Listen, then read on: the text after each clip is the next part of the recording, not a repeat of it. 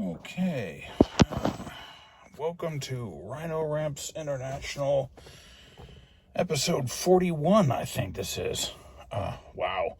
Anyway, this one is different from any other, because today instead of showing what a burden Herr Cougar is, one is showing utility of Herr Cougar, Lord willing.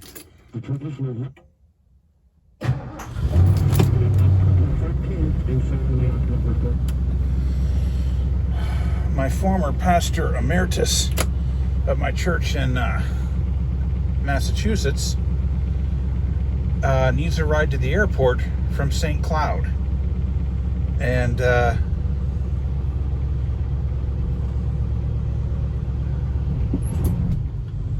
since the last tune, I can actually kick off the emergency curb vital when I'm supposed to. Isn't that nice?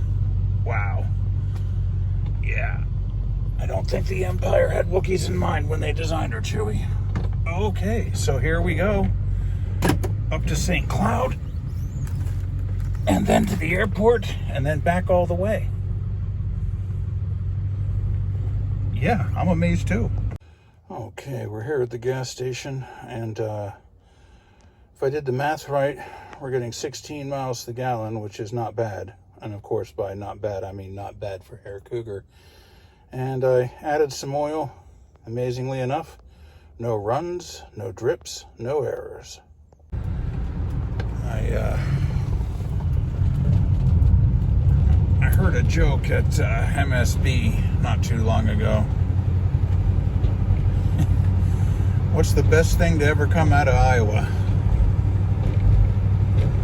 Interstate 35. Okay, why am I filming a apparently random stretch of road? Well, a section back there, which I missed filming, I plan on having it featured prominently in another episode. This is with the drone and CGI, oddly enough.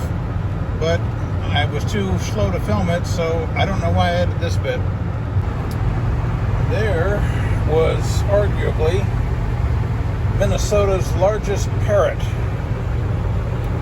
It's a heads up for the exit for Lakeville, where you can get to Imagine Theater.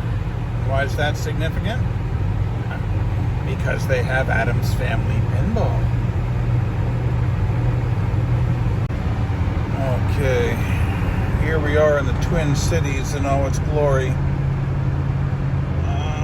Most of driving through, Minnesota is just leisurely, the great in-between, but here it's pretty intense, so I'm probably not going to try and film any lane changes or anything like that. Speaking of which, oh yeah, I can't believe this. One of you guys actually noticed that I didn't film the flip over for 88,000 miles and asked why. Well, the reason being was I was heading up to Camp Chaminade on 494 in heavy traffic and into the heavy sun. I'm wearing my sunglasses, of course, and I couldn't see where the odometer was, and I missed that one. I can't believe some of the attention you guys played to this channel. Yeah, I better put down this phone and start driving. I can't believe it. We made it. I don't know how people got by in the days before route guidance. You've entered the parking lot for your destination. Okay.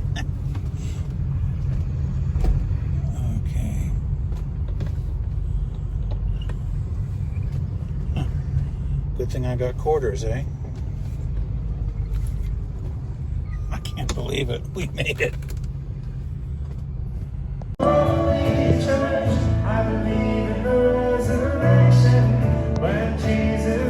There is Pastor Steve playing a cajon. And you said he made his cajon debut on Easter Sunday? This is a piece of history, folks. Okay, guys. It took me a while to realize it. This is the Great Mississippi River. No, I mean, for real. Guys, you aren't going to believe it. I'm just sitting here minding my own business. I can't see through the camera. Is he still there? He's still sitting up there on the top of that. Oh, there he is on top. Yeah. I couldn't believe it. I'm just sitting here minding my own business, and there's a bald eagle.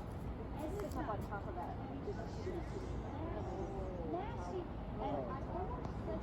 I just can't believe this. This is amazing.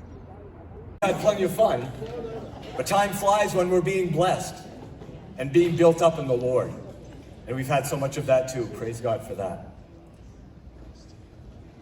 My name is Steve Burkett, and I have the privilege of serving as the area pastor for our churches and credentialed pastors in Maine.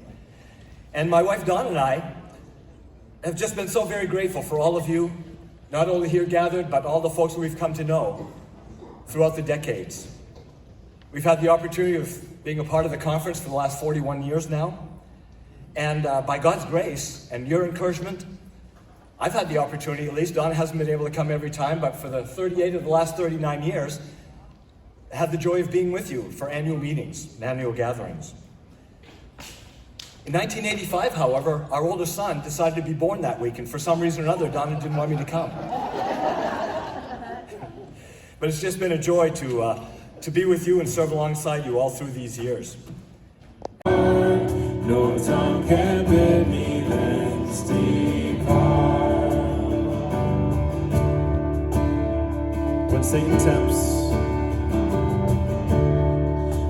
Satan tempts me to despair and tells me of the guilt within, upward I look and see him there, who made an end to all my sin.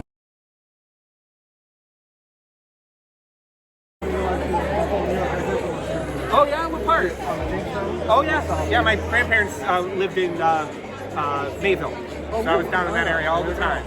Yeah, I'm in Ohio now, but that's where I was born and raised. So. awesome.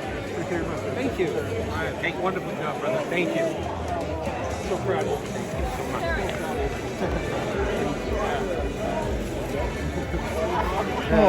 Hi.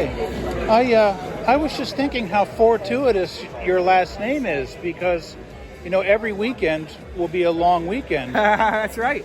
But then I realized every day is a long day. That's right.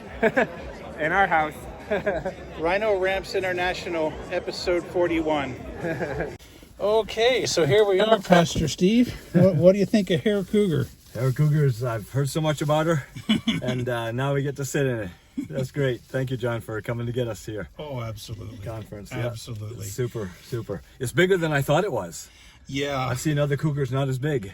Yeah, this is a 77. It's the only four-door they ever made, and it's the only one I've ever seen in my life. And yeah, I bought it for a song and a dance up in Alaska, and been suffering ever since. Good. Now, could you tell me the story? Because I know I'm going to make this wrong. The people who bought your parents' house and end up living out here. Yes, they live in West St. Paul now. But my dad was a high school principal in Fort Kent, Maine, way up in the northern tip of the state. And we were there from 1963 to 1974. And I was away in college. I left for college in 72. And this couple, the fellow was a teacher under my dad. He was a business teacher at the high school, and his wife was a nurse there in Fort Kent. So we knew them already, but they bought my mom and dad's home back in 1974. And then they kept it until about 2 years ago. And they kept the height marks in the door jamb for me and my younger sister, my younger brother. And when Don and I went back to serve a church in Fort Kent from 83 to 96, they brought us over and they showed that they kept those height marks there without painting over them and everything. So I don't know if they're still there, but maybe the new owners have kept them too. We don't know. Oh, I would. Yeah. And now they live in this area? And they live in West St. Paul. Yep. They moved here about 10 years ago and rented the house out to other folks for about 8 years, and then they finally sold it. Small world. Small world. Okay. Just double checking, making sure it's staying on course. Oh, yeah. Well, You keep track? Yeah. Fill up? oh, yeah. Every fill up, and I make a graph. Uh-huh. Oh, okay. So, yeah, looks like Herr Cougar is getting 15 to the gallon. I hope for the better, because the faster Herr Cougar goes, I mean, the better mileage he gets. Kind of paradoxical that way, but it's got that gargantuan Cleveland beast of an engine in these airplane gears, so almost makes sense. Yeah.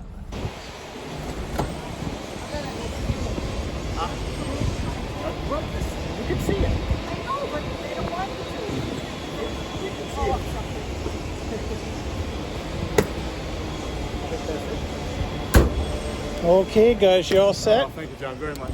All right. Okay. Really appreciate that. You guys have a safe flight, and I can't think of anything clever to say, so No, we'll stay in touch though. absolutely. Thanks. Absolutely. Have a good ride home.